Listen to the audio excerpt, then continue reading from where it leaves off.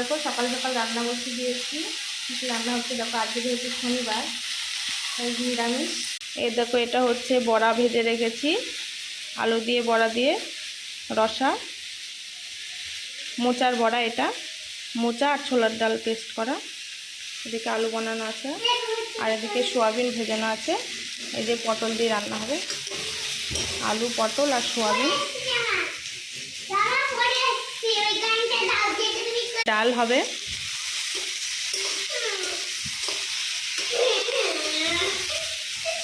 কে কে বড়ার তরকারি ভালোবাসো অবশ্যই কমেন্ট করে বলবে, আমার তো বেশ ভালোই লাগে। দেখো আমার মেয়ে রান্না বসিয়েছে, ওর খেলা।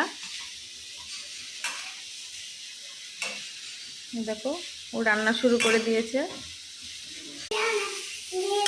আজকে সিম্পলের উপর রান্না, যেহেতু শনিবার।